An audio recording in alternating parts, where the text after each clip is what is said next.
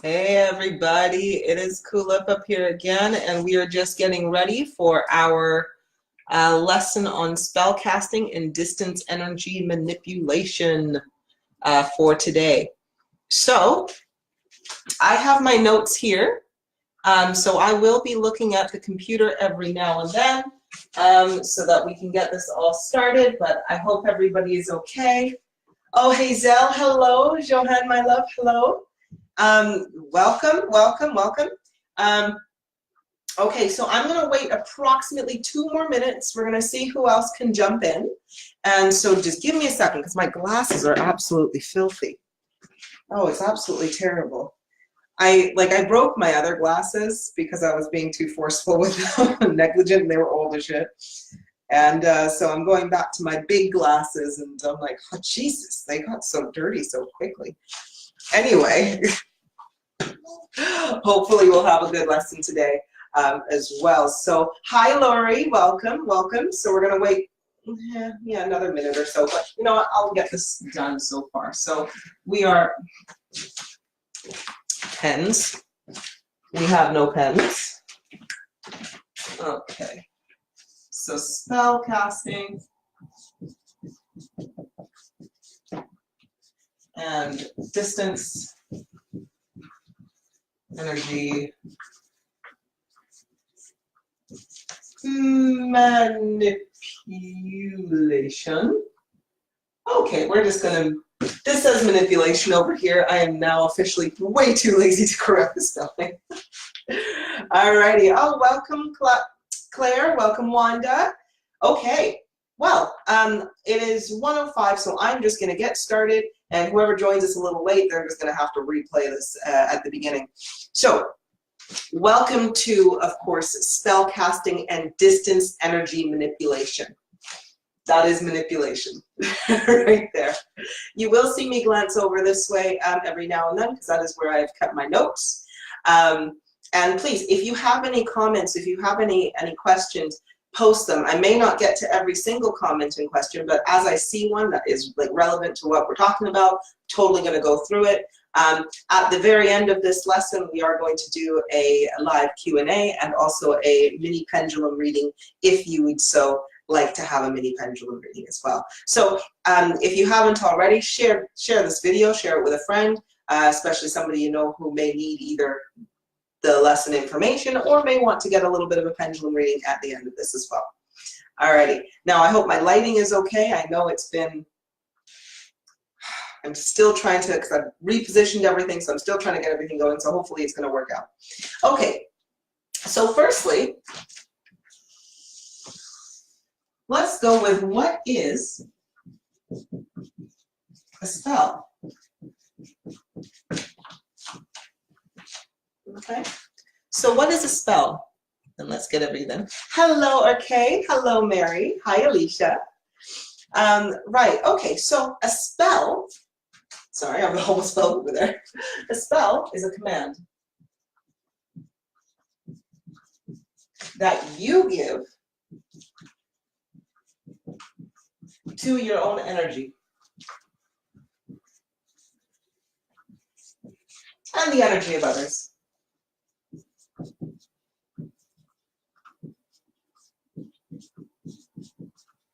Okay, so what I want to do, especially when it comes to understanding what a spell is, I want you guys to understand that there is no true mysticism that comes along with spell casting.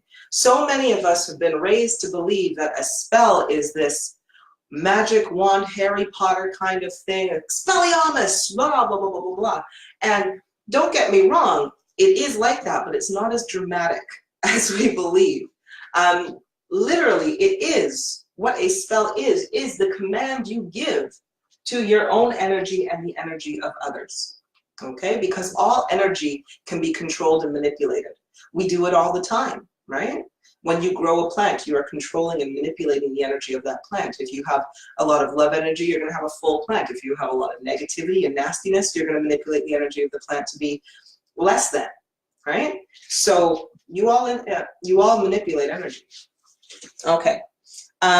Distance energy manipulation as well. It can be done through this. So you don't have to be or have to have direct contact with an individual if you are doing a spell on or for an individual.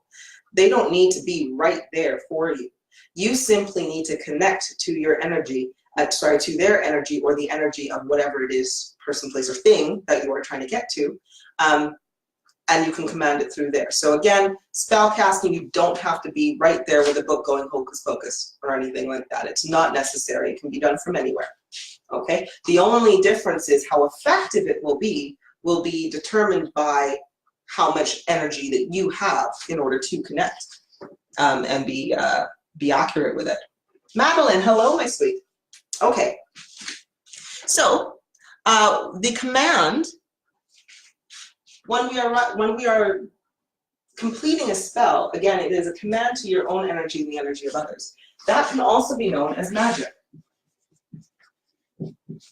Or also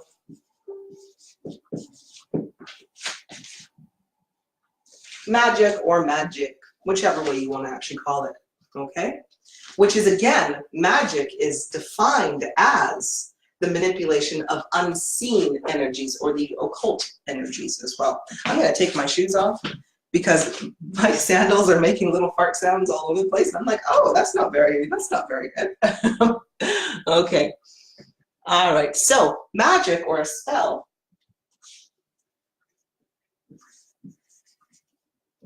All right. Magic or a spell can come really in so many forms. Now, it can come in the form, can come in the form of, by all means, please write down and post. How many different ways do you know that magic can be carried out, right? Because we can have the form of spoken language.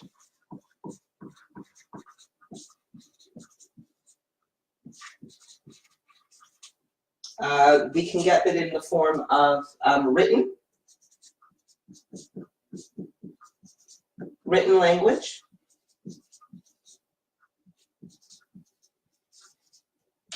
Symbols.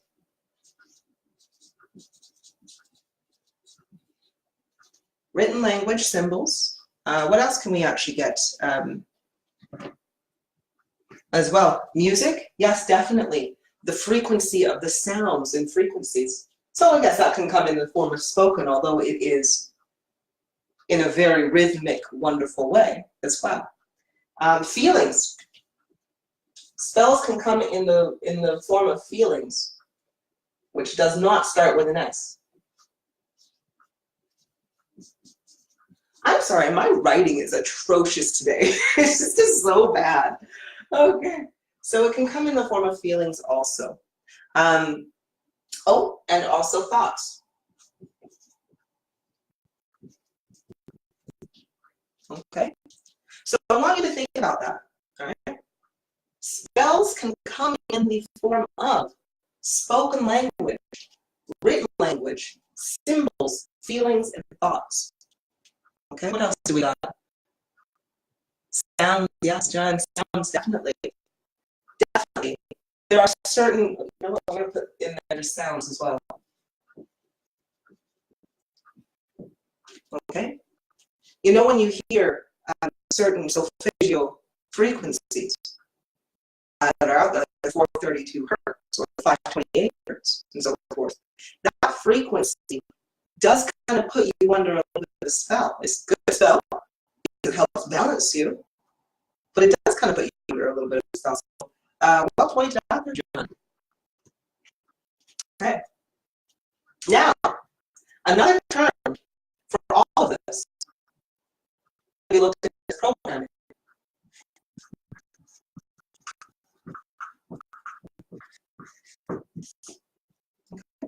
Now, I know a lot of you have heard this term before, programming. I've used this term before many times when I say you have old programming within you that needs to be removed. Really what I'm saying is that you have societal spells or spells that may not have been from society but from something else, from your childhood growing up, that has deep rooted, it has caused a very deep root inside you. Now, what a spell is, I want you to kind of think of it this way as well. Because when we think of programming and you think of a computer, you think of somebody who's just literally typing in commands and codes, and then of course the computer carries it out. And that's basically what is actually happening when a spell happens to you, right? When somebody speaks a certain phrase to you, you are going to react in a certain way. A common spell that has actually been cast amongst society is the spell of authority, right? Just think about it. When you see there is a spell placed on you right now, and it is a societal spell, when you see an individual who is dressed very smart in a suit, or wears a uniform of some sort that looks very professional, like whether it be an army uniform, a police officer's uniform, a bailiff's uniform, a suit, a really expensive suit and tie, you know? When you see an individual like this, what does your mind immediately do? You immediately have this respect for authority, right?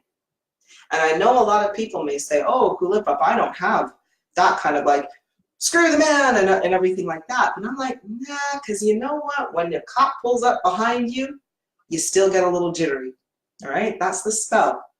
Because it makes your brain bypass the fact that this individual is just a human like you.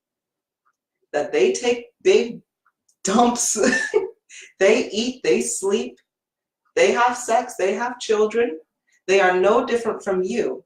Yet when they put a certain material on, with a certain symbol, a certain badge, a certain symbol, right?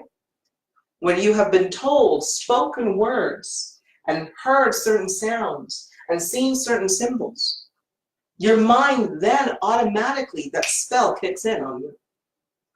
And when you see these things, it's like an activation where now you forget entirely. Your mind is now in a box. Because now when you see those symbols, what you do is you give away some of your own power. You give away your power to this authority, right? So think about that. That is a spell that you are under. Hi, everybody. Sorry, I haven't looked down on these. Afternoon. Wonderful. Hi, everybody. So that's what we've got, so forth when I say programming as well. So now everybody kind of knows, like, hey, when I say programming, I mean spell casting and I mean just general programming too. I'm going to raise this up a little bit so you can actually see the top of my head. Sorry, my camera's going to wiggle for a second. I got it on this, this new stand. Okay. So that's more so what is this spell. Well, we've got a couple of other things. When I say programming as well, I want you to think of the next group of individuals that I'm actually going to be speaking about. They are master programmers. When you know how to recite and speak a spell, you are basically hacking the matrix system, this matrix game of life. And you start manipulating things into your own way, your own want, right? So the same way a hacker literally can connect to your phone or connect to your computer or connect to whatever they want and literally go in there and do whatever they want, steal your information, make it better, play pranks on you, doesn't matter. That's basically what you're doing when you're spellcasting. Okay? You're hacking the energy system in order to get the desired result that you want. Okay. So, I'm sorry, you guys. Like, I know my camera is atrocious. I hope you can bear with me, and I hope that when you re-watch this a little later that everything will be a little bit clearer. So bear with me a little bit as you can. I'm sorry though, RK and Nancy, I know, and Mary and everybody, it's absolutely terrible. Yeah, RK though, you say, yes, we give our power to them because of fear. Yes, and that fear is a programmed response. It is a spell that is on you. Okay, so who knows and uses spells and magic?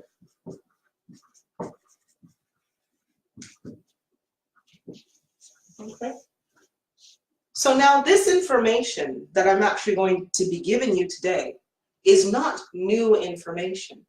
It's not information that has never been discovered before or experienced before or anything like that. It is information that has literally been here through thousands and thousands of years. However, it's very, very powerful information.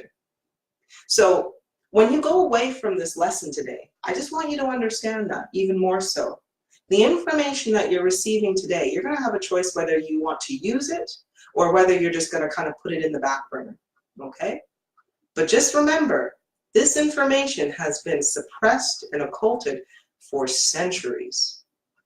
And there's a damn good reason why, all right? So, who knows and uses spells and magic? Well, one is everyone. Everyone knows, or sorry, everyone uses spells and magic. However, only,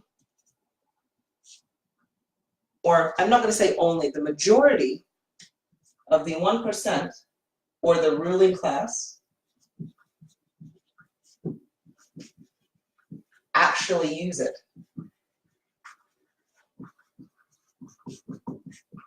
Okay, all right. Commonly used by the elite, the 1%, the ruling class, whatever you want to call them, but they have been using spells and magic for centuries. And why have they been using it and not really getting us involved? Is because it's for manipulation.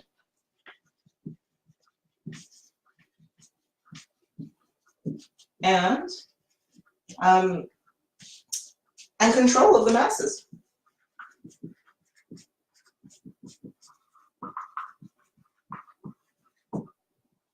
All right. The 1% and the elite, they are 1% or the elites for a reason. Well, I don't call them elite, but you know, they are the 1% or the richest and the wealthiest for the reason. And that is because they have made this knowledge, this divine knowledge of spirituality, energy manipulation, spelling, and how spells work and so forth. They have made it so occult, and when I say occult, I mean hidden. They have hidden this information so very well that they've basically been able to now manipulate and control the mass population of the world. All right? So many people are like, oh gosh, this one world government is coming. You know, we got to watch out. Oh, my dears, it's already here. You have been controlled and manipulated like cattle for centuries, right? You really, really have, unbeknownst to yourselves, unbeknownst to the spells and the distance energy manipulation that has been carried out on you, your forefathers, your ancestors, for generations, right? Oh, good. I'm so glad that you're going to use it. Yes, Nancy, you say, so the Masons use it. Definitely, the Freemasons use it. Satanists use this. Do you know that when we think of places or establishments like NASA, you know, what's the other one? What's the other one? They've got the big ring. The big ring. Oh, the name has totally left me right now. But don't worry, I will get some more information on this. But all of these things, you know, the particle acceleration and research that's going in there, dark matter generation, all of these guys use spells and spell casting. There is is it called ARC? Oh my gosh, but anywho's, it is literally it is the people who are doing particle accelerations and smashing, like, you know, that huge massive donut that goes on for miles and they shoot particles at each other and they smash them together. They have, like, I swear, outside their office, their head office, they have literally a statue of a goddess of chaos. And we may look at that and just be like, that's weird, but it's a spell, it's a symbol, it has power behind it. That's why they have it there. And they are trying to harvest dark energies or dark matter, which is the negative antimatter of negative energy, in order to, again, manipulate and control the masses. So this is one of those things where CERN, thank you, CERN. Johan, thank you. It is CERN. I was like, Arcana. Yes, CERN, thank you. Johan, that was wonderful. So yes, they're using it. They are literally using this. And we think it's just pretty symbols or, oh, that's representing that. It's like, no, they are using this shit. Okay. Now, you've also, and remember, you've also, everybody, every single person has been taught spelling in school. Okay? For people who have used it. Now, here's the thing. Why do you think that they teach you spelling in school, per se, right? We think it's just so we can have the written language and communicate with each other. We can write in books that we can read later. We can do all of these cool things. Not at all. Not at all. When you look inside yourself, there is no need, and I'm not bagging on education in any way here. True education, the development of knowledge, and the application of wisdom to go with it. I'm not talking about that. But spelling, there's no real reason for you to actually, when you are completely awake, when you are an evolved individual, there's no reason for you to have to mandatorily learn how to spell. There is a reason, there's a definite big reason for you to know how to put your words and your feelings together, your thoughts into an action, and knowing what they are. But you don't actually have to have formal spelling. It is more so the pronunciation or the phonetic sounds and feelings that are connected to those sounds that are primarily the main thing. But no, they want to teach you spelling in school so that you can cast spells unknowingly.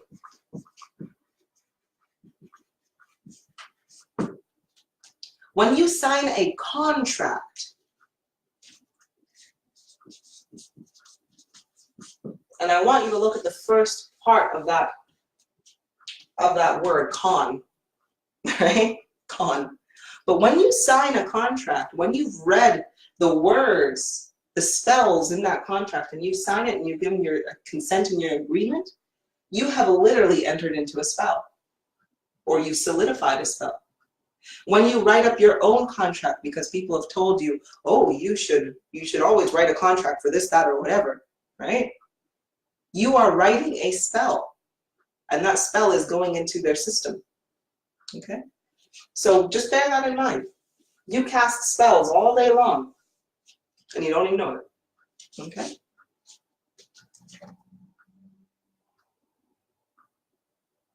Yes, order followers and just makes us all robots. Totally makes us all bloody robots, right? And they've changed the spelling. If you've not looked into this, I want you to look into etymology, okay? The study of words, their origins and their true meanings. You will find that there's so many words that you use every day that are actually derogatory or completely different from what you've actually thought you were saying. Okay, because again, spell casting is very, very important, especially if you're casting spells and you don't know about it. Shoot, you're gonna at least want to know what the words that you're saying mean. For example, nice. Nice. If you look at the etymology of the word nice, you will find that it actually means idiot. Somebody in way back when would say, oh, you're very nice. They would actually be saying, you're quite stupid. You're a bit of a fool, right? So when we go around going, oh, I think you're so nice, what we're really telling the universe is that, wow, you're telling the universe, wow, I think this person's a twit. But you don't know it. So what's happening is you're speaking the word, which doesn't have the true meaning, and you're feeling an emotion, so that means your heart and your mind are not married together, okay? But sometimes they are. So we'll think about that one. Nancy, you say, what about the Haldenberg MSP secret society that meets in Europe all the time? Let's have a look. Oh yeah, they are demonic Satanists, same time. Oh yeah, oh Nancy, to cast spells on each other, I'm gonna show you that in just a moment. I'm sorry everybody, I have to go through like the whole basics or the background of spells first, because for you guys to do this correctly, you really do need to know this information. So, exactly. Yeah, Nancy, nice means idiot. This is one of the wonderful things about, like, if you do not have the etymology dictionary on your bookmarks, I would recommend you do so. Just pop it in, etymology dictionary. Learn exactly what words you're doing. Yes. Okay. So now I want you to also think about how occult or how the 1% have really tried to control this, because libraries have been burnt down, books altered, native tribes to any land which has this knowledge, okay, have been eradicated once they were discovered. So the 1% have really, really tried to make sure that you can't get this information. And when I say, you know, all of these genocidal things that happen, if we look at, you know, the natives of America when they were here and so forth, how many millions of them when they were being forcibly migrated from the east to the west coast, how 2 million died from disease, famine, and so forth. It's because when the invaders came to America, they literally found that they knew ancient knowledge. You know, the rain dance that a lot of Native Americans and Native Canadians and so forth, Aboriginal individuals, when they would do these dances and rain would happen, it is because they were chanting and humming and moving in a certain flow within a certain frequency and manipulating the energies to bring rain. That's powerful stuff. The teachings of one's self, of one's true self connecting to this veil, right? Oh, these guys couldn't have that, because then you would know what you're doing in order to manipulate energy. So they were eradicated, all right? Australia, the indigenous individuals of Australia, same thing, you know? Many African nations, all destroyed, Indian and Asiatic tribes, okay? Not to mention ancient Egyptians, you know, the scrolls. Alexander, was it Alexander or Caesar? Which one of them? Anyway, when they went in and invaded Egypt, when they saw the massive libraries, they burnt all the scrolls because that held so much occult ancient knowledge of how everything works. So they got rid of it, okay? So now, I just want everybody to know though, everybody to know that when you are actually, all this information, although it's been occulted and it's been hidden and suppressed and completely the attempt to eradicate it from you, okay? What you have to remember is that all of this information is within you, okay? You have an internal ethereal dimension that you can go into where you can find all of this information, if only you know how, right? Okay, it's always been available to you. All you ever have to do is look inside yourself and know that we are. And once the once occult will then become, of course, mainstream, right? So we can hold lessons like this in order to counter the negative spells and magic done on ourselves that has been done over centuries. Okay, so let's have a look here. Let's have a look at some of them. All native people around the earth, definitely. Nikki, you said, hi, I'll have to come back and rewatch. Got to go grocery shopping with my daughter. But question, can you do spells without tools like candles if you have no money? Of course. Spell it, like a true spell does not require a candle. It does not require anything, okay? That's why I said no candles or broomsticks required. Now, I know there's going to be some individuals who do spell casting now, and they may have a ritual that they go through. They may have the symbols or the mat or whatever that they do these things, and they may like, okay, burn a candle and do all these kinds of things. And don't get me wrong, if that's how you like to do spell casting, that's fine. Personally, I think it's a lot of extra steps. Because at the end of the day, a spell goes through when your heart and your mind are married, and a couple of other things too. So, how do we actually, John, yes, frequency is incredibly important to this. Incredibly. Nancy say, that is why Agent Orange was so important for the Vietnam War. Perhaps, yeah. I could agree. Yes. That is something I'm going to have to go through again, Nancy, because you say when our servicemen who came back with knowledge of yeah. Yes.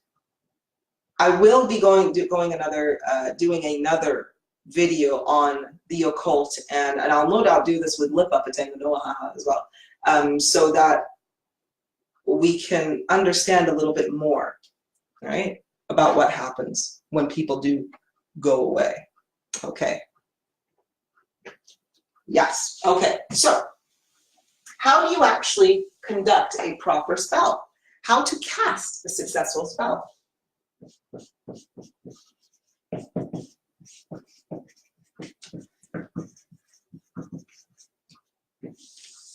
Okay. So how do we cast it? First things first.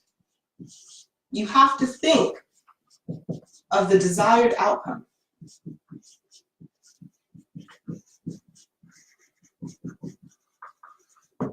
Okay, so think of it as what is the overall base of what you want done, okay?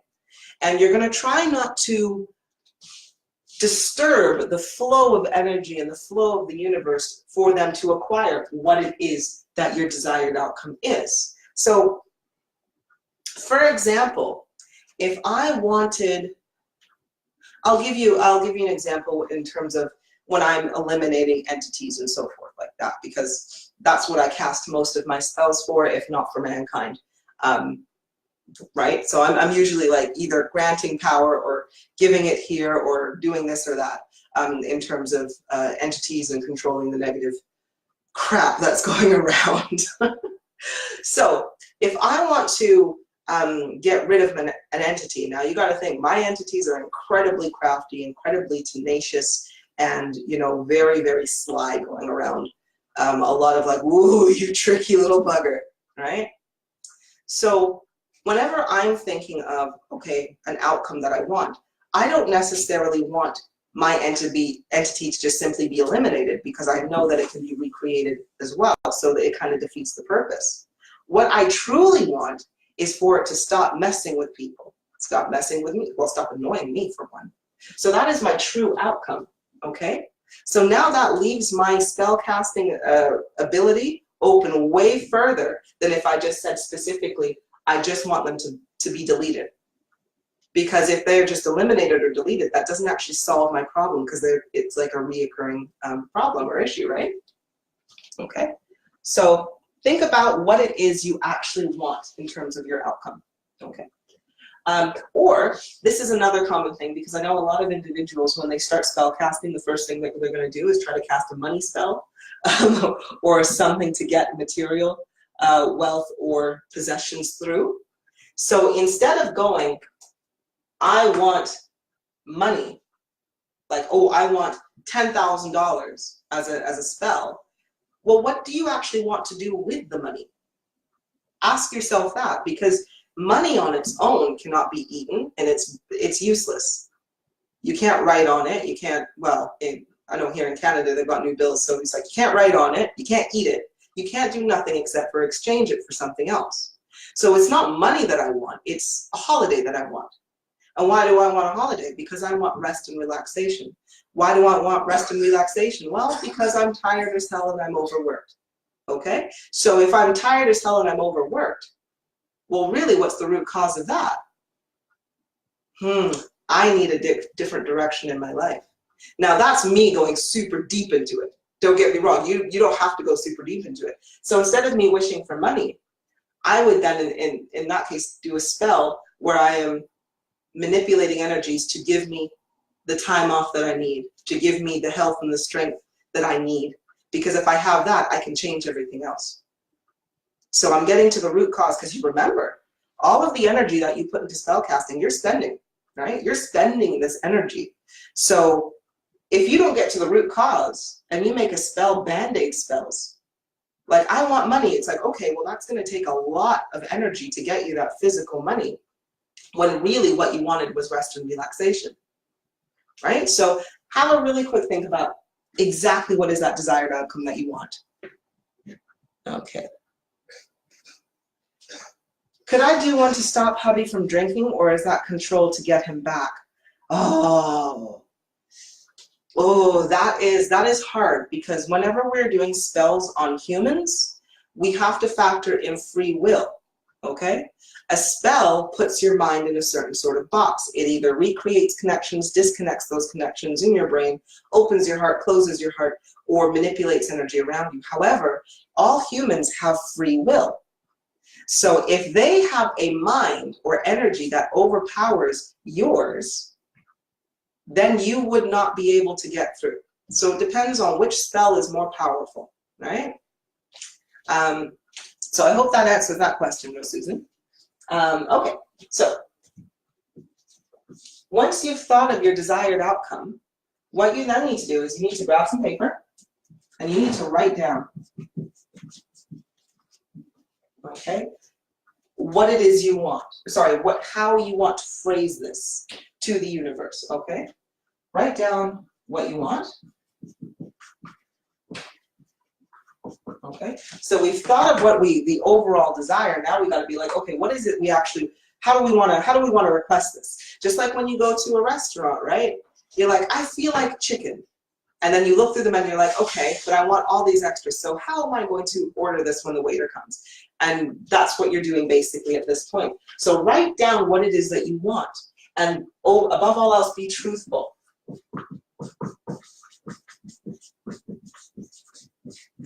Okay? You want to be truthful. Okay? You will know what words are right when you feel them turning inside your solar plexus, okay?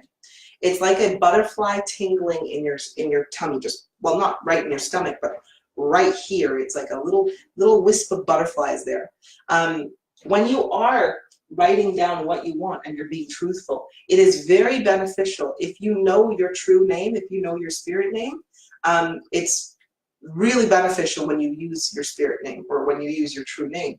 However, if you are only making lower energy spells, like if you're just reconnecting and disconnecting connections in your own brain, then you're kind of like, well, you don't need to use your full name all the time for that.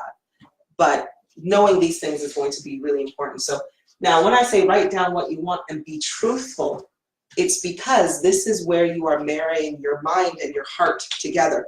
And you can only do that when you are truthful to yourself. Okay, so if your overall outcome is money, right? But at the end of the day, what you really want is rest, okay? Then you need to be truthful to yourself. Because then if you want, money, and you write down money, but you weren't truthful to yourself, then your spell is going to be inactive. It's not going to generate that tingle in your solar plexus, which gets your energy going. And that's basically what that is, by the way. That tingle in your solar plexus is literally your energy starting to churn and generate so that it can move and push and pull and start to go into action as well. Okay. Oh, Johan, you say, except with their consent. Yes and no. Sorry, this is, of course, going back into could Susan stop her hubby from drinking? You can, again, it depends on your energy level. Now, I know if I were to cast a spell on somebody to try to get them to stop drinking, it's going to be a lot more effective than somebody who is of a lower frequency. However, again, with free will, and I don't need somebody's consent or not, I can literally cast a spell, and because I'm so high energy, it's kind of unfortunate, but you just have to deal with it, because it's going to happen. However, if you have an incredibly strong will, an incredibly strong intent to continue with the poor behavior that you have been doing, so with the drinking, then you can go back to that drinking, okay? Because it is your own free will. So Again, Johan, consent or no consent, it's better to have consent, but it's not to say that it won't work if you didn't have consent, if that makes sense. It's rude not to get consent. Okay, so that's number 2 there. Okay, so with that one, we are then going to say 3, ensure, well, yes, ensure you truly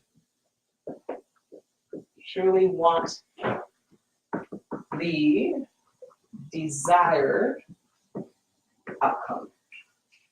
Okay? And keep that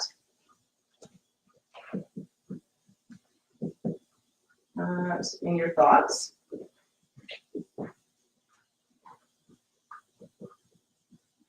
for 15 to 30 seconds. Okay? So number 3, ensure you truly want the desired outcome. Keep that in your thoughts for 15 to 30 seconds. Okay? This is before we're proceeding, because at the end of the day, you really, really, really need to ensure that your mind and your heart are married at the same time. Otherwise, your spell's not going to go through. And when I say ensure that you truly want the desired outcome, okay? So it's kind of like what I was saying before, though, right? Is like, if it's really a different outcome, you're going to want to change it. So ensure that it is truly kept in your thoughts for at least 15 to 30 seconds. So if it helps, once you've written your spell, just repeat it. Just literally reread it a couple of times to get the energy and get the feelings flowing, get your stomach churning.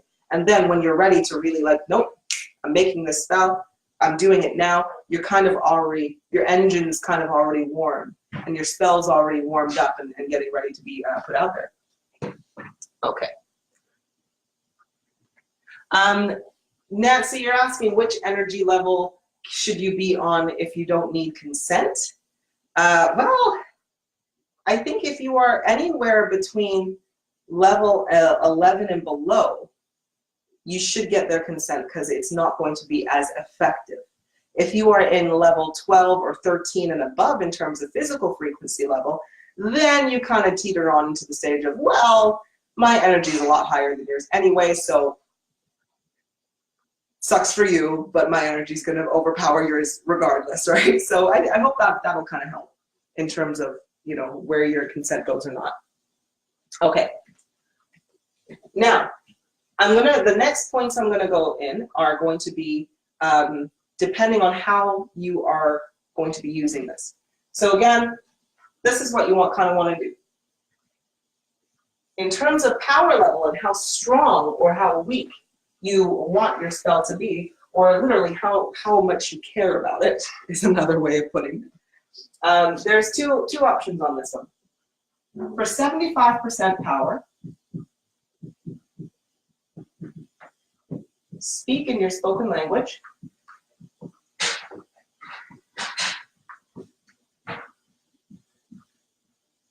Your language of choice, okay?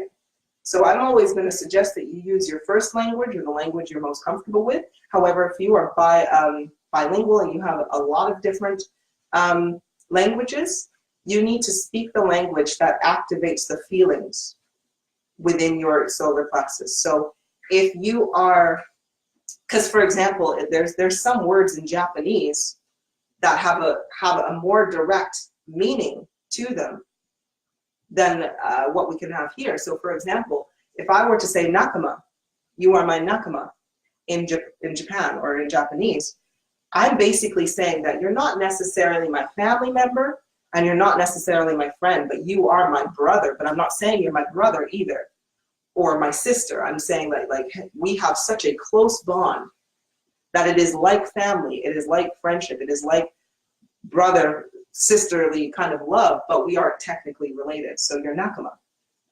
So if that word nakama related to me in order to trigger the feelings in my spell, I would use that word instead of saying my friend, right? Because it's going to be a lot more stronger. The energy generation is going to be a lot stronger. Hi, Ebony. Nice. Welcome to join us there, my love. So 75% power, speak in your spoken language, okay? As it normally is. Just speak in your spoken language, okay? But you'll notice you're just like, well, hey, wait a second. How do I get 100% power? You know, if just my normal speaking only got me 75, 100%, this is where it gets tricky, okay? And I'm actually going to I'm going to write a spell out here for you so you can kind of see what I mean as a demonstrator. So for 100% power, especially if you are speaking in English. Now, is this applicable to other languages too?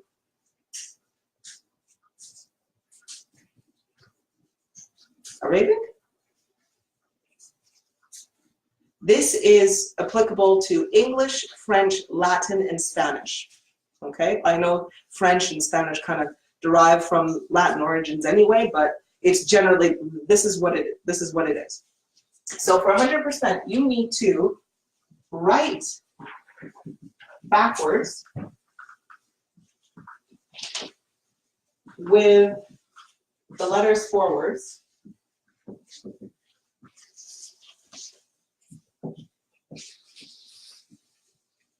And read forwards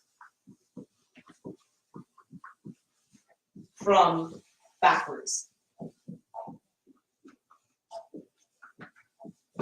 Okay, I didn't say it was going to be easy. So this is how to get 100% of your power up until you get to a certain frequency level. Then after a specific frequency level, this will give you 100% power plus like an extra boost in the physical world too, especially if you can get good at it. So you need to write backwards, write your spell backwards with the letters facing forwards, and then read the words forwards, but from a backwards position. Yes, these are the things that I discovered when I discovered, like, oh crap, that's what that meant.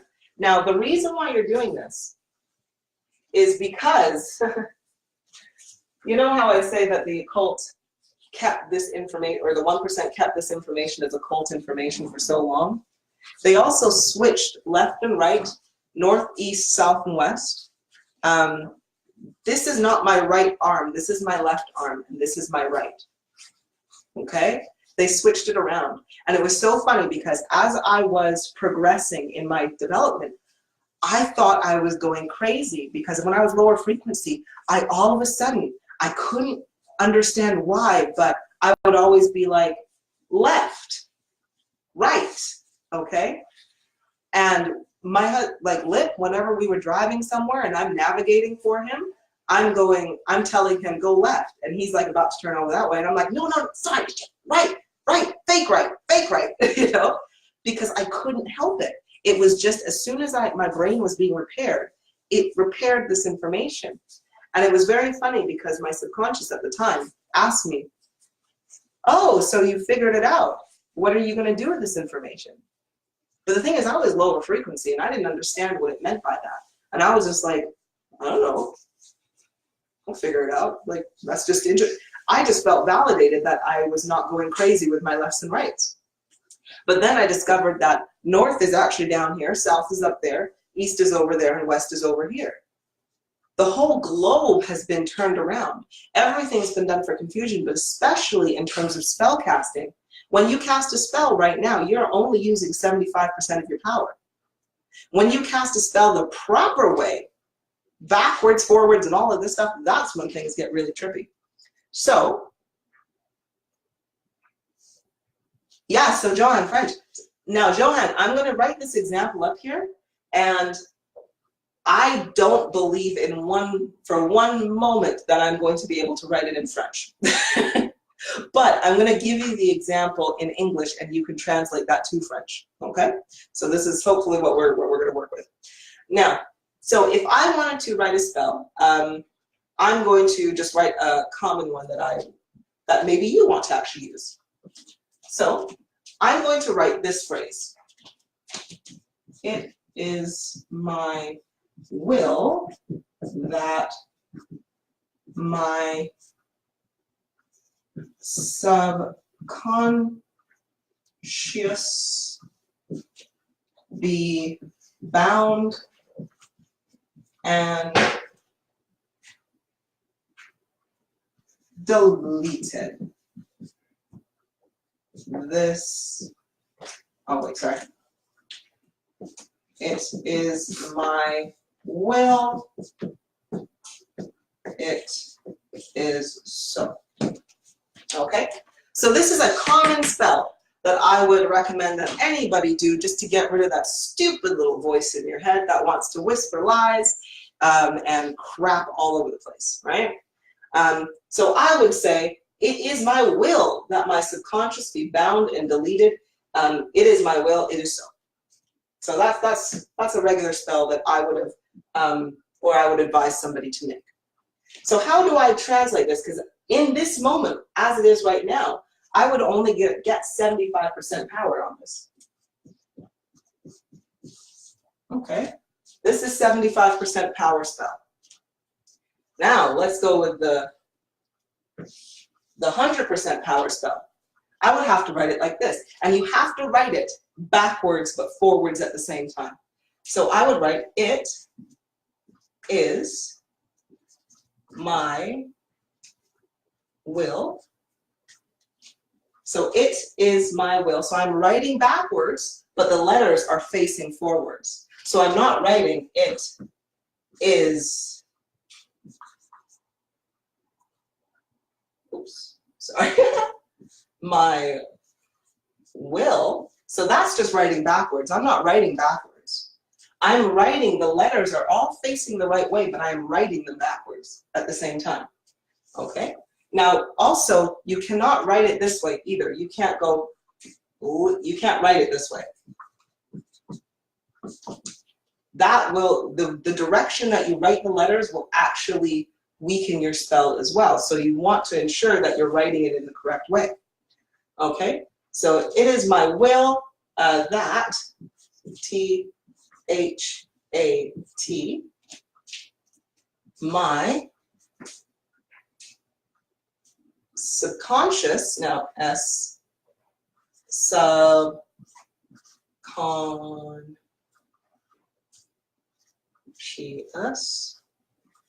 yeah, B, see, I'm writing that backwards already, B, bound, and deleted.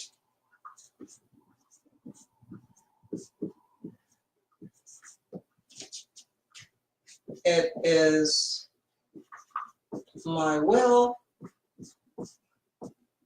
It is so. Okay. So this is now 100% power.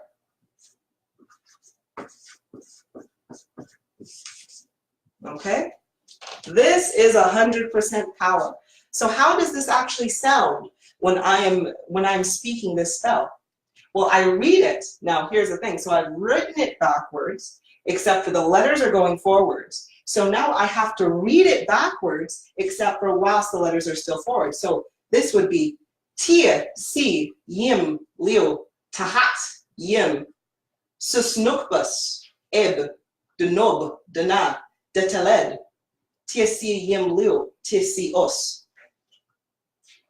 That is now a proper 100% spell. However, what you also have to do with this is you have to literally feel. You have to feel it. So I can't just simply read this. I have to read it backwards, forwards, whilst feeling the message, whilst knowing what I'm saying. Okay, so I'm going to say that once again. And again, my solar plexus is going to start to turn. Tiesia yem leo, tahat yem, susnukbas eb, denob dinya deleted. Deteled, sorry. Tiesia yem leo tiesi os. Okay? That is what we are looking at when it comes to a true and proper spell. All right? So just think on that. You're going to have to practice a little bit. Don't worry about the 100% spell until you are good and you have the feelings going here. And don't get me wrong, there's plenty of times when I'm doing these spells in my head and I'm like, and everything like that.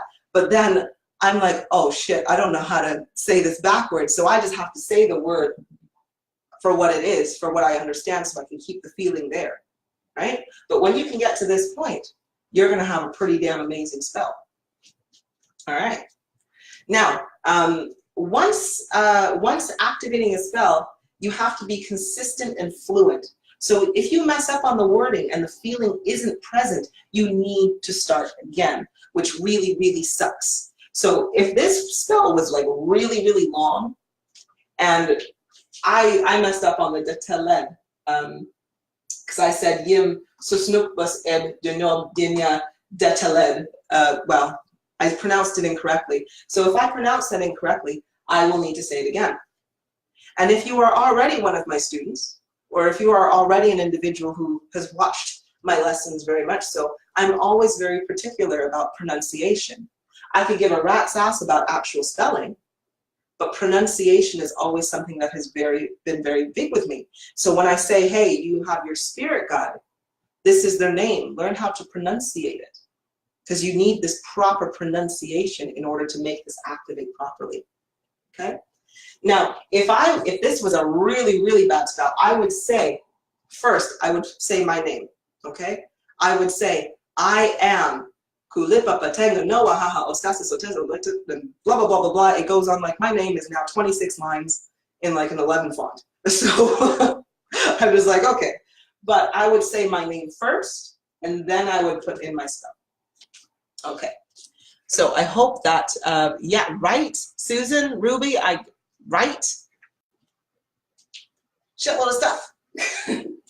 So anywho, any questions in terms of how to write a spell, please post them. Post them. If you have any questions right now, post them. Let me read them and we'll go through, because right now we are going to go into the do's and don'ts. Now you know how to write a spell, you know a little bit of the history of why it's been kept away from you and so forth. Now we're gonna go like what you wanna make sure you do and definitely what you wanna make sure you don't do, okay? So we're gonna put in the do's, okay? And we'll do don'ts over here.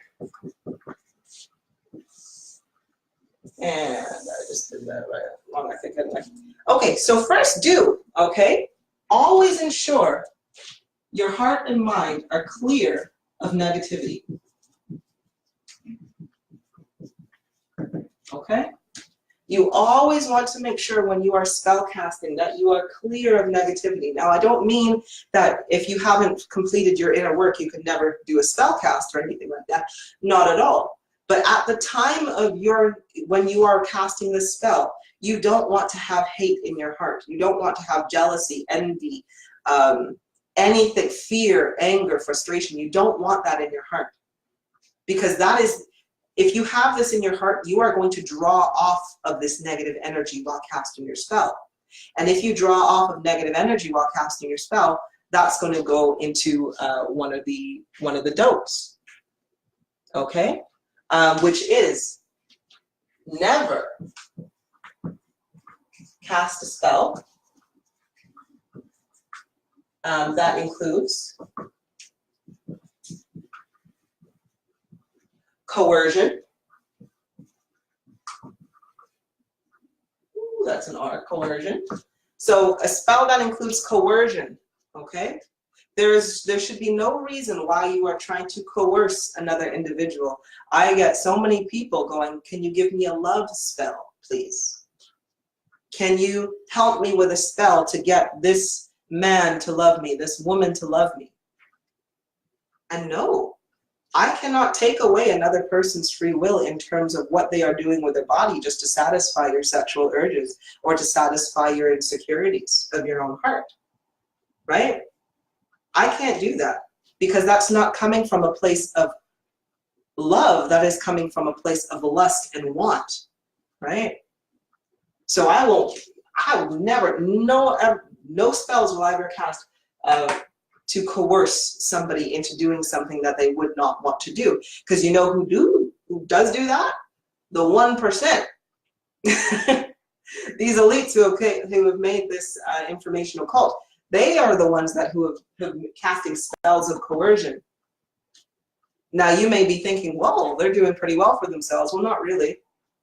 If you cast spells of only love and light, if you live in only love and light, technically you are an immortal individual. Me, I'm not going to die until 2200 something, right? Trust me, I looked into all of this. Because as soon as I woke up, I'm like, oh, okay, how long do I have to stay in this game for? Because, you know, my mind processes a lot of stuff. I'm like, I'm going to get bored really quickly. And when I rechecked, it's like, yeah, you still got about 200 years left before you're going to be finished. And I'm like, oh, right then. So anyway, not that I'm mad at it or anything, but, you know, we have another really awesome game to go on to after this. But anyway, so coercion. You don't want to do anything with coercion. Let's get a few of these comments. Oh, wonderful. Okay. So Johan, you say forbidden words or negation. Well, you can use forbidden words. No words are, personally, I don't think any word should ever be forbidden. It's your feelings and your mind when you're marrying them together. For example, I can cuss like a sailor sometimes. I can be like, F this, F that, blah, blah, blah, blah, blah. But normally when I'm cussing, when I'm using that F-bomb, it is a statement of, yeah, you know? And in my heart, in my mind, and in my heart, I do not have negativity in it when I say that word, right? So it could be looked at as a taboo word that you should never say, but if you're using it and marrying it with negativity, then it's going to be a forbidden word, right? But otherwise, I'm like, no words I think are forbidden, it's just how you use them. Okay. Nancy, I need to process all of this to come up with questions. Yeah, no, of course. Or Kay, you've asked, what about money spells? Yeah, you can do money spells. I'll write down another spell for you that you can gain financial wealth from. Okay, so we're going to do that in a second. Thank you, Hazel. I know, I'm always trying to sneak an alternative lesson into my other lessons as well. Okay, so again, you never want to cast a spell that includes coercion. You also don't want to cast a spell that has any sort of manipulation in a negative way, negative manipulation. So for example, I'm not going to cast a spell to get my boss to break his leg, right? I'm not going to manipulate his energy or the energies around him to cause him to trip and fall and break his leg, just because I don't like it, right? I don't have a boss, but you know, whatever. I know a lot of people do have bosses, so you don't want to do that. So you don't want to do that kind of manipulation. And you don't want any, of course, malfeasance as well. Malfeasance. Maleficence. Maleficence, yeah. Yeah, you don't want any of this. You do not want to cause maleficence, sorry. I always call it malfeasance, but maleficence. You don't want to cause this.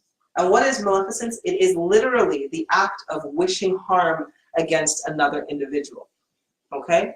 How many times, not only do I get people wanting me to, you know, cast a spell of coercion and manipulation for love, but how many people want spells because they want a revenge spell? You know, this person broke my heart, so I want them to never be in a happy relationship again. You know, this person stole something from me, so I wish them to be homeless and not have anything, okay? You never want to do that, nothing, or just wishing ill on somebody. You definitely don't want to do that, because that, or anything negative. Because again, when you do this, you are not drawing off of love and light energy at that point. And love and light energy is a renewable source of energy. The more spells you cast within love and light, the more powerful you actually get, because you are giving your energy to get and receive, and the universe is going to give you more energy in order to grant this energy to another individual, right? Because it's all love and light. It's all fulfilling your purpose, doing what you need to do, and you get it back. However, negative energy, whenever you're casting in coercion, manipulation, malfeasance, or anything like that, you are drawing off of an unrenewable source. It's a very powerful source, and you'll no doubt get the desired result. However, it's a double-edged sword, because if you do this, you will simply cause pain for another individual, but that pain will come right back to you, okay? So it's almost like a karmatic effect. The universe is kind of like, or put it this way, if you were like, this person stole from me, this person caused me harm, or they caused me pain, right? So I'm going to wish ill on them. And you could be like, you know what? It was an eye for an eye. They did this to me, so I'm going to do this to them. Well, really, that's not how the universe looks at it. The universe looks at it as, okay, well, you are the one casting the spell of negative energy, so you are the one that is going to get the karmatic results from it, or the consequences for it. So yeah, you may have been able to get your boss's leg broken, or maybe somebody crashed their car that you didn't like, and you're like, yeah, they're having a shitty day. Yeah, I wish them all that bad stuff. But I tell you, that debt is going to be repaid back to the energy for that negative energy that you used, and something negative of equal amount is going to come and happen to you. So if somebody else's car broke down, you may find that your car is totaled. Or you may find that, oh, well, now your insurance has gone up by like 1,000,000%, so now you can't afford to drive a car. You know, this is just like, whatever it is, it's going to be of an equal exchange, right? Because the universe is like, eye for an eye, and it's like, okay. So you always pay the cost for any negative energies and negative spells. Oh, you're very welcome. Okay, so what is another do? So what you do want to do when you are spell casting is you want to be calm and seated. Okay? Now don't get me wrong, you don't always have to be seated. You can stand if you really like. But what you are doing when you are manipulating the energies of others, and especially if you want it to be, sorry, not others, but just a general, whatever you're requesting, you want to ensure that your focus is right there. When you're standing, your focus is not just on on whatever you're thinking about. It's on keeping your body balanced. Your energy is working. Everything's kind of working in tandem, right? Your mind can wander and so forth. But when you sit and you're calm, you have time to focus. You can focus on the feeling in your solar plexus, and you can focus on the thoughts in your mind and really feeling the things. Because the more you feel it, the stronger that spell is going to go. The more solidified that spell is going to be. So you want to be calm and seated. Okay, if you find that you are not calm, you can put your spell in, but it may not have that great of an effect. It may not have went through very well because your energies were focused in other places at the time. Okay. So let's go with a don't there. You don't want to cast a spell over your energy capacity.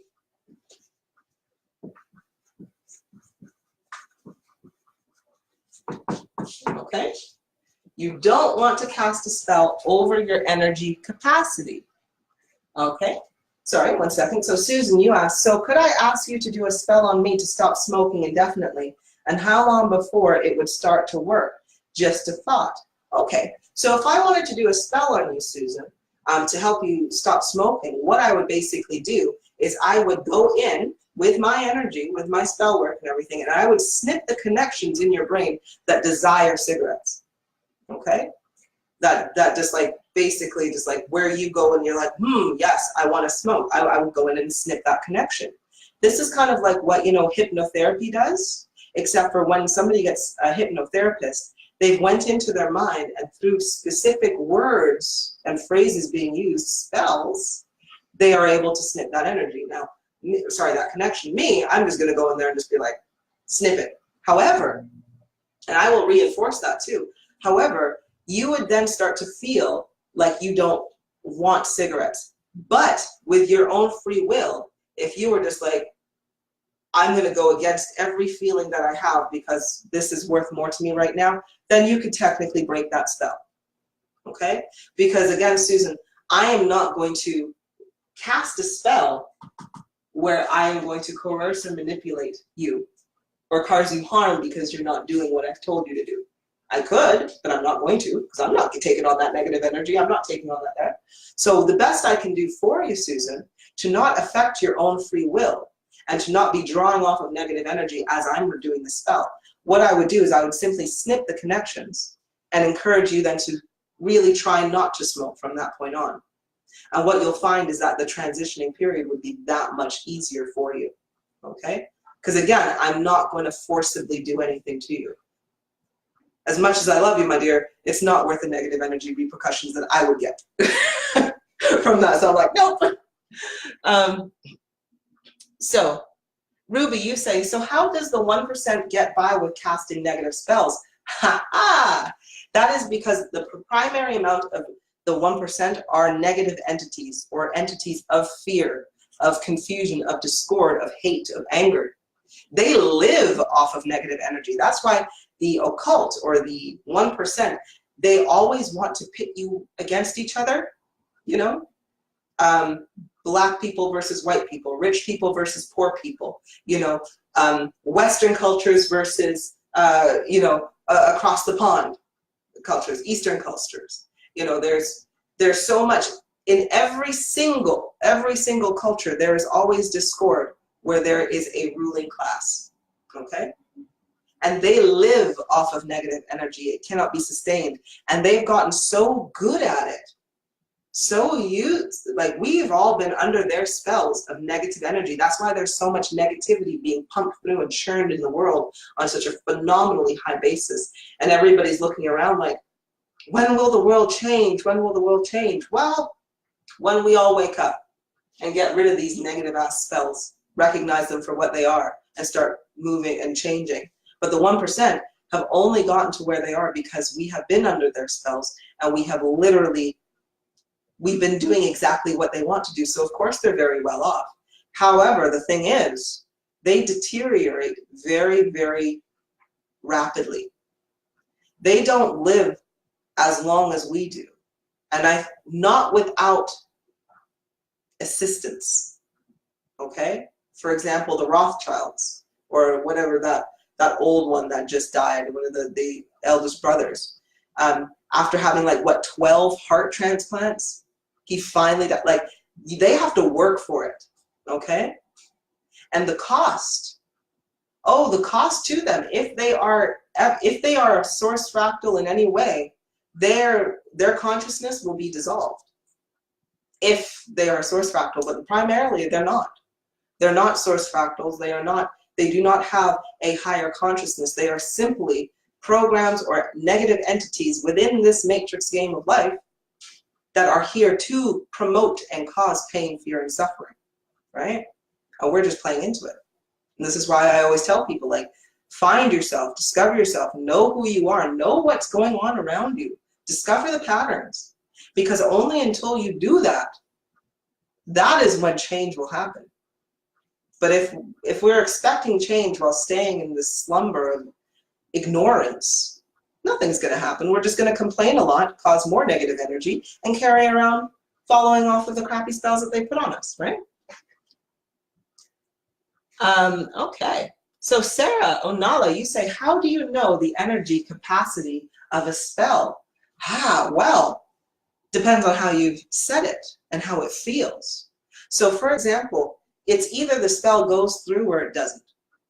Or if it went through, it was such a weak feeling. It goes off of feeling. You could totally feel it. Because when you've done a proper spell, it's like a really strong churning in here, right? It's a really strong churning, just like you have butterflies when you see the love of your life for the first time, right? You're just like, oh, yes, that's what it feels like inside. So if you don't have that feeling, or if it's just a little, just like a little whisper of a feeling, then you know your spell's not that active, okay? So Sarah and Ella, I want you to look at it as the same way as when you are throwing a baseball, okay? You know how much power you're putting in there. You know what is the limit of your power, right? If you were to really throw it, you could feel the strength that's required in your arms. Same thing with spell casting. Okay, but do just know that you get 100% when you read it backwards and forwards and backwards again. Alrighty. Hazel, you say, I'm guessing it's lazy of me to create a motivational spell. Not at all. Not at all. It is actually wonderfully beneficial to create a motivational spell. However, it would be even better to identify why you need the motivation in the first place. Okay? It's wonderful having motivation, but if there is some negative energy, some reoccurring thought that is keeping you down, it would be much better to find out what that thought is and then reprogram that thought instead. Right? So, like, I would do that all the time during my development. My subconscious and my conscious entities would literally throw in thoughts there, and I'd be like, why am I attaching to this? Oh, well, I did the inner work, but yet they still, it's automatic programming. Why am I still attaching to this? Then I'd go in there and I'd make a spell to snip the connection. Voila, we're done, right? So I don't need motivation on how to get over this issue.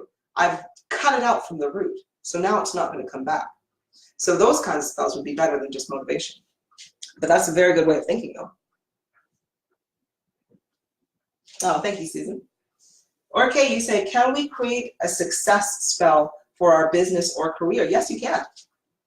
Yes, you definitely can. It's how much you put your focus into it and how much energy is required for this spell, okay? And that goes into, don't cast a spell over your energy capacity, all right? An example of that is when I did a spell for, sorry, I didn't do a spell, but I did a video explaining, you know, large manifestations versus small, lower energy. So it kind of goes in with that. If you've not watched that video, I definitely recommend you having a look at that lesson. But for example, if I know, if I open up a business, okay, we'll put this to yourself there, okay? So if I open up a business and I have, let's say, $500 to invest in this business to get it up and running and started and everything, and I want to grow this business into a multi-million-dollar success story, right? Because that's what I want. Multi-million dollars, that's years in the making when you're just manifesting it, okay? So if you're doing a spell to get that, you can do it, but you have to devote a lot of energy to that if you want it done now, okay? However, if you don't have enough energy, let's say you are lower frequency and you only have enough energy to make this spell come to fruition within 5 years, or maybe longer, like if it's multi-million, maybe 10 years or so forth before it's multi-million. That's how much energy you have, but it's over a 10-year span. But you're like, no, I want it now or within the next year. Then literally that energy that you're putting into that spell will be taken from you. It's not good. It's not a loan like what a bank will do. Like, oh yeah, we're going to take this energy now and you're just going to give it back with time. It's like, nope. That gets taken straight from your synergy cell, your life force. Okay? So when you are going out there casting really large spells, you got to think about, again, what was your desired outcome? What was it that you wanted in the first place? All right, so that you know you're not overusing your energy and whether that's going to be worth it for you. Because I always do that. Whenever I'm casting a spell for mankind, and I know it's a really big spell, I'll always ask, how much energy is this going to cost me? Okay? And sometimes it's just like, it's going to take 3 weeks worth of energy from you, so you're going to be tired for the next 3 weeks. And I'm like, oh, do I want to be tired for the next 3 weeks? Maybe I'll change that outcome. Maybe we'll do it so it's not as expensive. I'm happy to spend 3 days of exhaustion, but 3 weeks, it's going to have to be a pretty good reason, right? So that's how you can kind of tell. But yes, you can definitely write a spell for success in career, business, and stuff like that. Just again, don't go over your capacity. Okay, so another one. Always know, for the dues, always know who you are.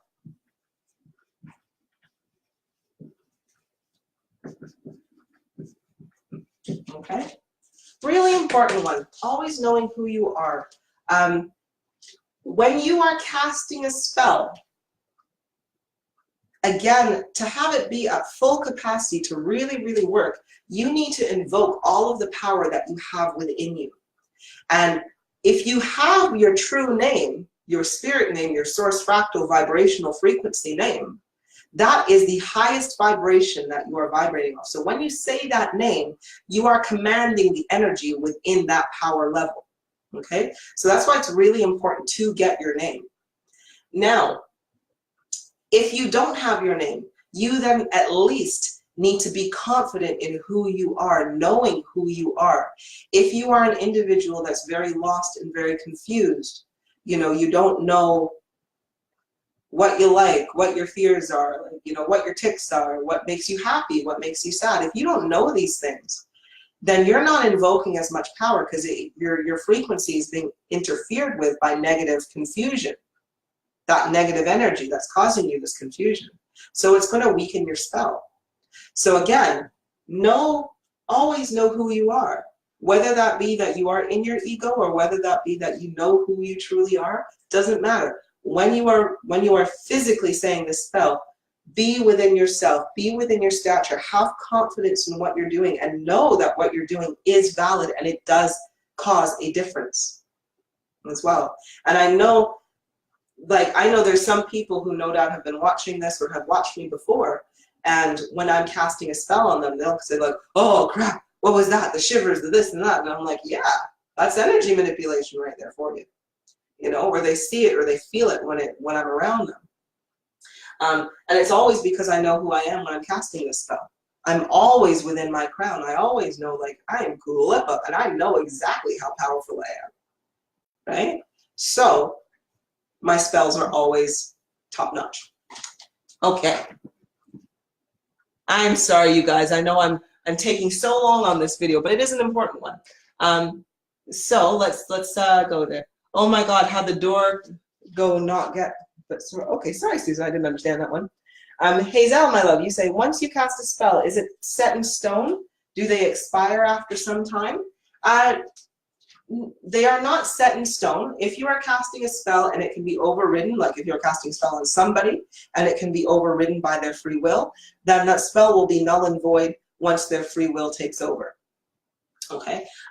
If you were to cast a spell, you can put an expiry date on it. So for example, when I'm helping people to raise in frequency, or I give their spirit some of my energy in order to help them overcome a certain obstacle, then I will put a cap on it. I'll just be like, you have my energy until you reach physical frequency level 7 or level 8 or something like that. Because if I don't put a cap on it, it doesn't actually expire and it still is in effect. So what you can find then is if I didn't, your frequency would then go through the bloody roof and you'd then be hit with so many different entities and you'd be like, what the shit's happening? This is amazing, but yet I'm tired and my head hurts and so forth. So they don't expire unless you put an expiry date on them or a stronger energy or will overpowers them. Okay, so they're there. Or you can also rescind your request. So if you've made a request to say like, hey, I want financial wealth, and you're just like, actually, no, I don't want financial wealth, then you would literally say, I rescind my my request, I no longer want financial wealth, or something like that. And then you marry your heart and your mind with it at the same time. Okay, and then you kind of cancel it out. But you don't, that's why I'm like, hey, if you already know what it is you want, then you shouldn't really have to rescind many spells. If anything, just bolster them or give them a boost. Okay, you say, can I up my energy life force so that I don't overuse my energy? Of course. Okay, that is literally raising your frequency. That is what I teach in Frequency 51. It is what I have lessons for. Of course, raise your frequency to unmeasurable heights so that you can literally use your power freely in light and love, right? I don't want anybody to be in energy debt. This is only because so much of the population were so controlled, so asleep, and so forth, right? But once you get past a certain point, your energy self-generates. So literally, you raise frequency in your sleep without having to do anything. And then you can use that energy for whatever you want. However, as you do raise frequency, and you get to those points where you are self-sufficient in terms of your energy, what you'll find is you have to do spells, or you have to relinquish the insurmountable amounts of energy that you have coming in, because you can't hold it or you can't contain it. Because that is another kind of side effect, I guess you can say. If you are writing spells and doing a lot of spells for other people, you get more energy from the universe, more light and love energy channeling through you to put out there, okay? So once you get into a rhythm, it's like, oh, sugar plums. Okay, well now I really have to, like, I make it a point to cast anywhere from 4 to 20 spells a day, because I have to relinquish my energy, right? I have to get it out there. So yeah, bear that in mind too. Okay, let's see what we got here. Ruby, can I cast a spell to improve dopamine production in another person? Yes, you can. You can cast a spell to increase dopamine production. However, again, that's more of a band-aid kind of spell, because why would the individual need dopamine? Well, clearly because they're feeling depressed and they're feeling blue. Instead of having to manipulate their hormone levels, I would simply go in and snip the connection in their brain that is causing the depression, right? That is what I would do. I would just go in there and snip that connection, because if they can't physically connect, because you've got to remember, your mind and your heart are married. If you are depressed in your mind and you're getting the feelings that you're triggering the depressed feelings in your heart, then just snip that connection so that they don't connect. If they don't connect, they're not active, all right? And if they're not active, then there's no need for you to have to regulate somebody else's dopamine levels. So there you go. Okay. Or K, how do I know how much energy I will expel for a spell, or how long will I be tired? Is that what I use a pendulum to find out? Excellent. Yes, okay, that is exactly what you would use a pendulum to find out. With some inquisitive questions or direct questioning, that's exactly what you do. You'll also feel it too. You may make a wish. If you make a wish that is far beyond what your capacity is, you're going to feel really, really tired. And when you start feeling really, really tired, you could just be like, you know what, wish not worth it, I rescind it, I take it back, right? And then you'll find that you'll wake up, because your energy is not being used for that anymore. You'll wake up and you'll start getting your energy right back, right? But please do, definitely, use your pendulum. This is what it's there for. And you use your pendulum until you can have a direct contact with your spirit, because your spirit's then going to tell you. Me, my crown, because I have the infinite crown of glory, truth, wisdom, peace, and prosperity. That's my crown. And my crown, I've gotten to the level where I can speak to my crown. So whenever I'm making a request, I go, my crown, and my crown responds to me and says, yes, Kulipup, I'm ready. What is your request? And I will give them my request. And then my crown will just be like, or my crown will be like, yep, it is complete, thank you. And I'm like, sweet. Or my crown will say, will warn me and say, this will take this much energy from you. Are you sure you want to proceed? And I will say yes, or no, or whatnot. But that's when you get up to the higher levels. But for now, yes, use your spirit or use your pendulum. Okay, or Kay, you say, at what level of frequency does our energy regenerate? Level 11. Level 11. So when you get up to physical frequency level 11, that is when your cellular regeneration starts. The aging process will start to reverse, especially as you are continuing up your climb and your journey. So as long as once you reach physical frequency level 11 and you are choosing to eat well, do things for the betterment of your body, still expand your mind, expand your consciousness, and just live life happily, then at that point, and you also have to not believe in aging, okay? When you have this much energy, if you believe that you're going to age, you are going to age, because you are going to tell your energy to physically, you're going to tell your cells through your energy to start to degrade, to turn this off. So when you hit level 11, you have to be in your full knowing that I'm not aging. And then when you are in your full knowing that you're not aging, that's when you see it reverse. Like I say, I've seen it reverse in myself. I've seen it reverse in other individuals who have reached this level. And I'm like, yeah, that is some cool stuff. Okay. Ruby. Wow, okay, Parkinson's. Yeah, John, find the root cause. of the problem. His brain is not producing dopamine, and I noticed a new tremor yesterday. His jaw was tremoring. Right, okay. Same kind of things. Although it is diagnosed as Parkinson's, I would still, because again, when it comes to the medical field, I have to be very, very open in terms of what my opinions are, but I have to let you know that this is my opinion, Kulipup's opinion, which you don't have to take for nothing, okay? You really, really don't, but I'm just gonna tell you my opinion on that. I would still reprogram, or I would still write a spell to snip and alter the connections within his brain and reestablish connections. Because I talk a lot about snippy connections. You can reestablish connections in the brain to help the healing process go on. Now, I would still do those, but I would also get them on a different diet. I would get them on a healthier diet, help get their frequency raised so that they can physically start to feel a lot of the benefits and health. Because we forget that, or we have been taught so very much that our bodies are sick, our bodies are ill. If we don't do this, if we don't do that, like if we don't take this pill, if we don't take this supplement, if we don't listen to our doctors, if we don't do this, then we're all gonna die.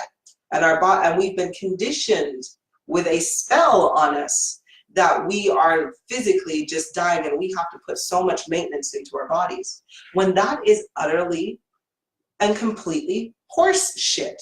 And I will say it again, it's complete and utter horse shit. Your body is a fantastic, amazing machine that is self-healing. All you need to do is put the right food in it. Put the right food in it and move it around sometimes. And you will literally have perfect health.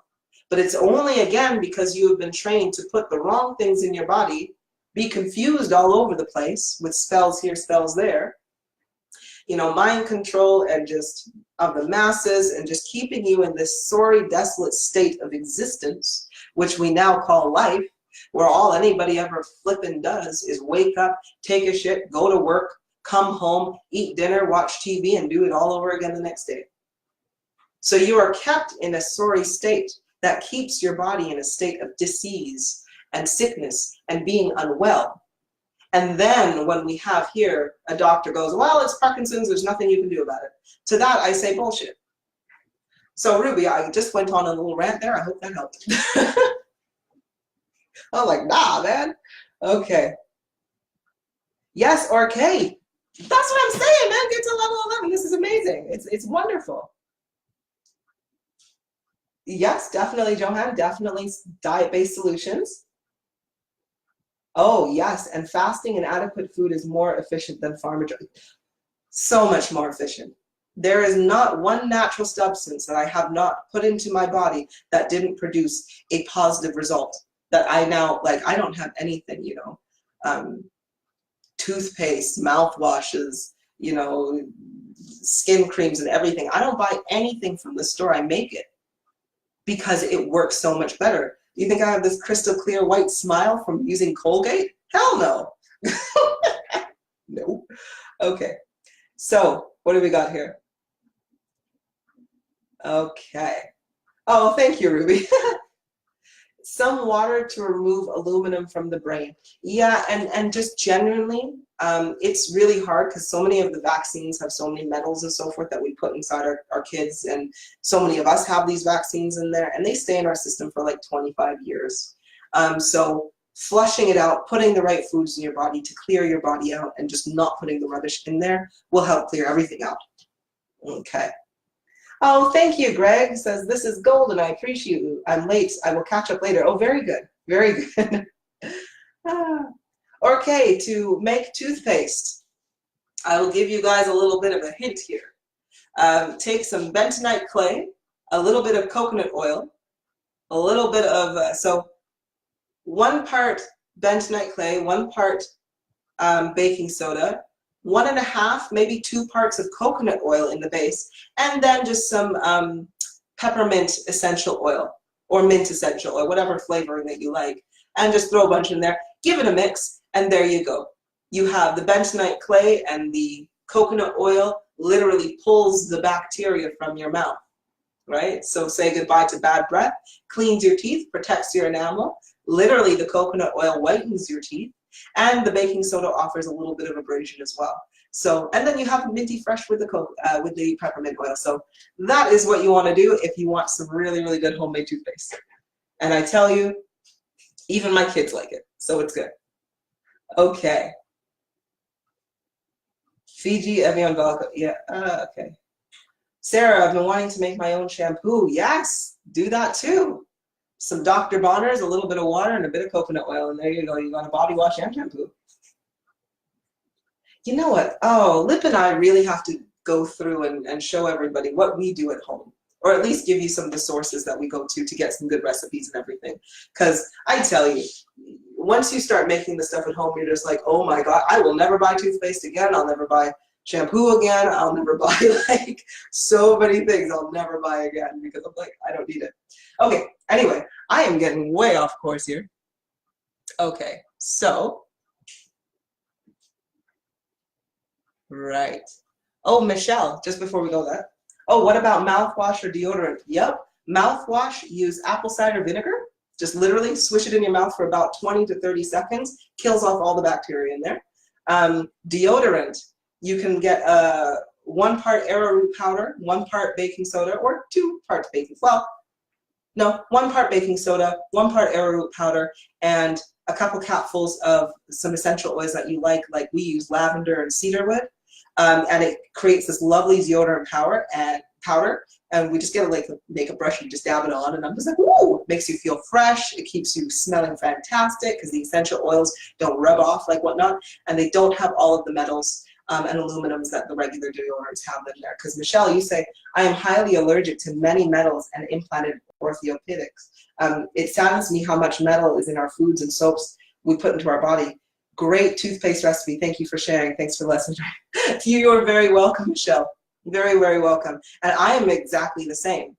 I can't eat spinach anymore because it's too dense in minerals. Because the metals that are within there, the iron that is within there, messes with my frequency. So I can't have any metals whatsoever. So yeah, that's another reason why I do all natural stuff. Okay. Oh yes, definitely, Greg.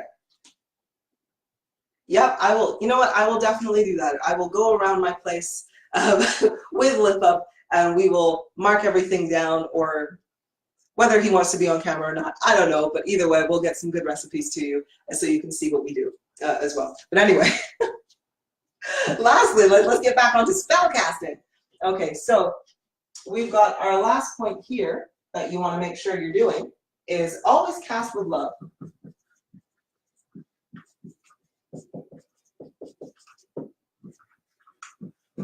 Always, always, always, always cast your spell with love in your heart, okay? With just as pure of a love as you can. No judgment, no sadness, no anger, no frustration, just love. Cast it with love in your heart. And if that love is not in your heart, then don't cast the spell, okay? You have to remember that we are all gods here. We are all incarnated source fractals, well, most of us anyway. We are incarnated source fractals. We are pieces of God. We did not come to this game of life. We did not come here to go through this hardship to simply stay within hardship and misery. We didn't do that. We came here to have a human experience and to evolve our souls. So if you are casting a spell and manipulating the energies and the powers that you hold, and you are doing it without love in your heart, then you are going against your entire being, right? You are rejecting who you are whilst manipulating your energy. So always, always cast a spell in love. Cast spells for other people, you know, just as long as your heart is in love as you are doing it, okay? That is when it's going to be most powerful, okay? And for our don'ts, last one for the don'ts. This is don't cast. Well, this is more of a advisory while you're in the lower level. Don't cast while astral projecting.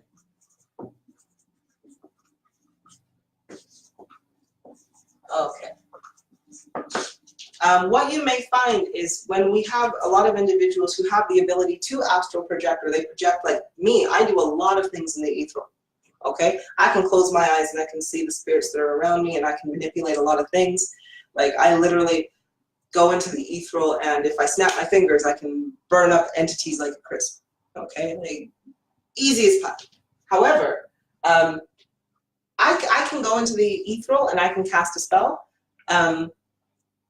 Because of my energy level, it's going to have 100% capacity. But with you, if you are casting a spell whilst you are astral projecting or in the ethereal dimension, you will only have 40% power. Okay? All energies cast within this material or physical world, that's when you're going to have a lot more. So you can go into the ethereal and discover something new, maybe discover a new spell, or you may have visited a being or something who gave you information. And that's great. Just don't use that information over there. You take it and you bring it back into this dimension, into this world, into this physical, and then you use that information. Because that's when you're going to have a heightened power. Now, so it'll be weakened by 60%, or you'll only get 40% capacity out of there. When your conscious level reaches a minimum of 78% total, you can then cast in the ethereal with full power and amplified power at 120. Well, the same spell, if you were to cast it within 78% of your consciousness in this material world, would you then have 120% power if you speak it in the physical. So how that, I realize that may have been really confusing. So what I mean by that is when you are in a minimum of 78% of your total consciousness, I mean that you're not just in level 11. I mean your entire being of who you are, where you come from, everything, your memories, your ability to know information and so forth, you have to be like 78% minimum of that. Right? And that climbs up through all the levels and all the gates of heaven and everything like that. So that's sort of some serious development, right? So just for now, until you get to that level, and when you're at that level, you'll know it. Trust me, you'll know it. Just don't cast while you're astral projecting, because your spell's not going to be as firm. Okay.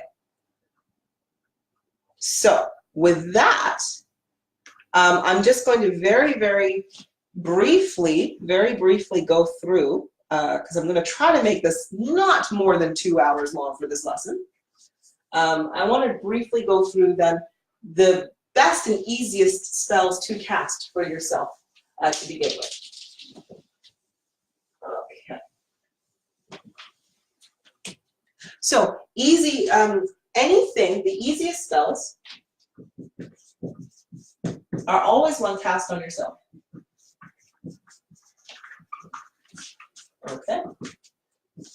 These are always going to be the easiest spells. Anything that you are casting upon yourself or within your own world, or you have more control over. So like Hazel, when Hazel was saying, you know, can I cast a spell for motivation for me? Well, yeah, that's going to be, these are going to be the easy spells because you're doing on yourself. Because your own free will can override your own spell, but you're more aware of it, so you're not going to try to override your own spell, right? So that's why it's easiest. Intermediate.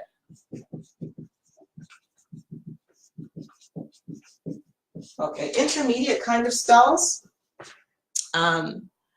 These ones are going to involve basically long-term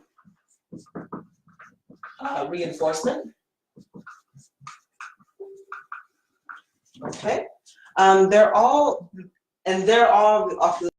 obviously ones that as well can be overridden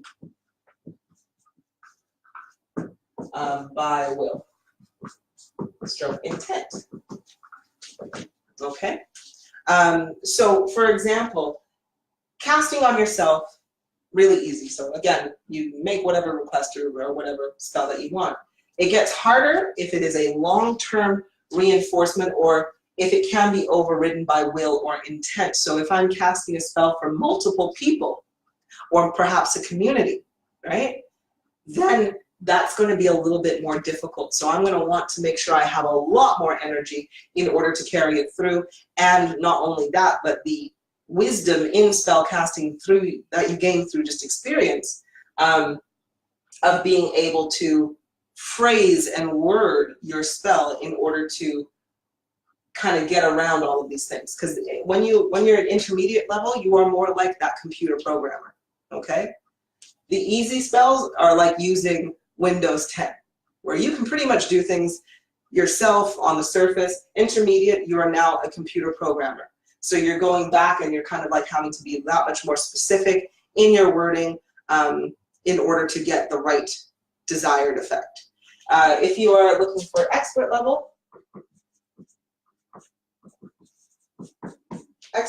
is when you are doing spells on a global basis, or mass population kind of spells that are going through. One of the mass population spells that I've done is the raising of frequency with everybody, okay? I literally made a spell to connect, to have an ethereal connection from my heart to every single person, every part of mankind that is out there. Now, you are already connected to my energy anyway. However, I made a direct connection to my heart, from my heart to yours, okay? And the reason I did that is because I know my heart is void of negativity. It's void of pain. There's only nothing but love in here. So when I made that connection with all of mankind, it meant that your frequencies now started to raise as my frequency is raising, right? So that's why we would have had, if you are part of my Frequency 51 group, you may have seen a lot, like in the very, very beginning, we had a lot of threes, people who started out within the physical frequency level of 3, 3.5, 4s. Now we're, and you know, with an ethereal frequency of like only 100 or 50 or, you know, lowers. Now, if we look at it now, since I've developed my frequency and pushed it through the roof, we are getting people who are joining, who are in the 5s, the 6s, the 7s, who are starting out with such a high frequency. Their ethereal frequencies, you know, in the thousands or tens of thousands when they just initially start. And it's again because I put that spell on a global basis to be like, you're going to raise with me, all right? Now, don't get me wrong. You can, if you really didn't want to raise frequency with me, you can they? You could technically, if you really made the solid intent, you're just like, no, I do not want to raise frequency. I want to stay right here in my misery and in my negativity. You could then override the spell that I've done. Because again, I'm not going to coerce your free will.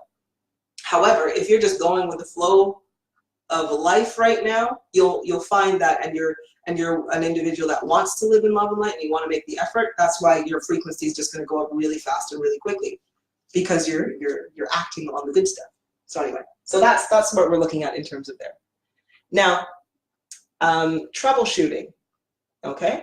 Troubleshooting. You've made your spells and you're just like, why aren't they working? I make spells all the time. I can't see them actually going through. What's the problem with this? Okay. Well, one is going to be lack of belief. That is an F. Lack of belief or uncertainty. Okay. So if you were making the spell and you really didn't believe it was actually going to happen, then it's not going to happen. All right. So that's why, again, I'm always like, you need to be certain in who you are and what you're doing and what you're saying and in the outcome that you want, so that you are not in a place of disbelief or uncertainty, because again, that will cancel your spell out. 2, heart and mind. Not married. Okay? Your heart and your mind are not married, meaning when you were saying your spell, the thoughts and your feelings at the time, they weren't together. You know, I wish, you know, like, I want this person to love me. That's what your mind is saying, but your heart is like, he was an asshole, I don't like him anyway. You know, that is not gonna work, right? So that's, or she was not a very nice person. So that's, again, troubleshooting. 3, pronunciation. When you were reciting your spell, your pronunciation was not there, okay? This is why I always tell people you need to articulate and you need to pronunciate. Because you have to remember, as you are speaking, as you are writing, you are giving direction to your energy. You are coding, programming your energy. So you can imagine if you've ever done any sort of computer programming and you're putting in all these little ones and zeros, if you switch around a 1 and a 0, you're going to get a completely different, instead of having the letter B, you're going to get like a star or something, just because a couple numbers were switched. It's the same thing with spellcasting. You need to pronunciate, you need to be clear, and you need to be fluid in what you're doing. If you are not pronunciating correctly, you are giving false, you are giving an instruction that is not what you actually want the desired outcome to be. It will be a weaker, spell, so make sure your pronunciation is correct. 4, possession or infiltration. Okay.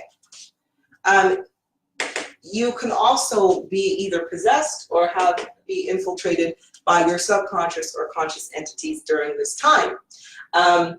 So what normally happens, you'll know it's suppressions. You'll know it's a possession or infiltration because, for one, if you definitely believe in what you're saying, your heart and mind, you believed were married and you pronunciated right, and it still doesn't work, then you're just like, okay, well, let me look at why.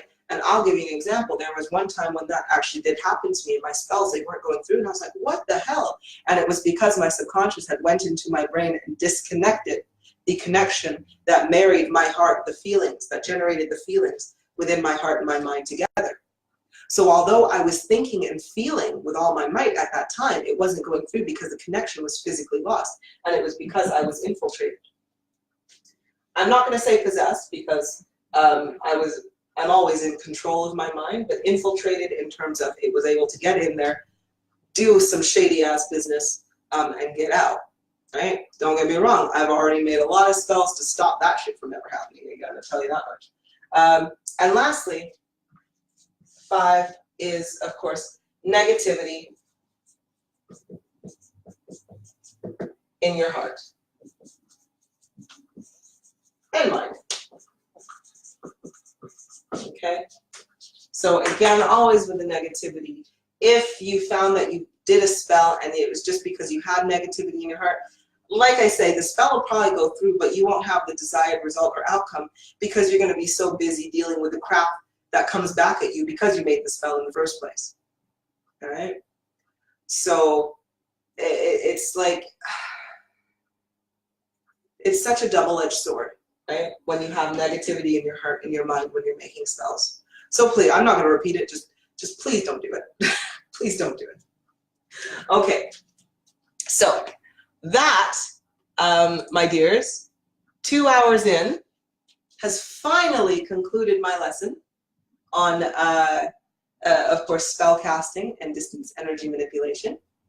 Now, I was going to do a live pendulum, just kind of a pendulum read, for you guys. If that is something you are still okay or happy with doing, then I would have 20 minutes to do some pendulum reads or Q&As and so forth. So what I'm going to do is I'm going to ask you to literally write your questions down. I'm not going to do this pendulum read live, only just because I've realized that this video is super long in the first place and I know a lot of people have to go. So I'm going to ask you to post your comments, post your questions for the pendulum read in the comments, and I'm going to literally type them back to you as well. So, and I realized that I hope you've been able to see most of my board. This is terrible. Oh gosh, really terrible. Sorry. Anyway, let's see, have a look here. Any other questions or queries? No, you're very welcome. So thank you everybody that has joined me today. If you found this lesson really useful and you want more great lessons like this, then please head over to my YouTube channel. The link is in my profile, just on the side there, so you can get that, or it's also in the description box as well. If you found this information useful and you'd like to donate, or you have made a donation to say thank you for the appreciation, thank you so much. It is so very appreciated. And I'm so very grateful that you felt the need to return the energy in that way as well. I think it's wonderful. Thank you. If you haven't, don't worry. Share this lesson. If you believe that there's somebody out there who is going to benefit from this information. I know when we say things like spell casting specifically, people get really scared and they think like, oh my gosh, she's a witch and all that kind of stuff. But it is still information that would benefit others if it was out there, so that they can also start to manipulate their own energies. And of course, if you haven't already and you would be interested in joining my Frequency 51 Facebook group, the address is in the link, and we have a wonderful group of individuals who are coming together to raise their frequency, to learn how to manipulate their energies, and to live a better, freer life, a happier life, void of pain and suffering. So that is it from me. Please post your comments for the pendulum reading, and I will be getting to them in just a moment. Thank you so much, you guys. I wish you a wonderful rest of your day. Bye.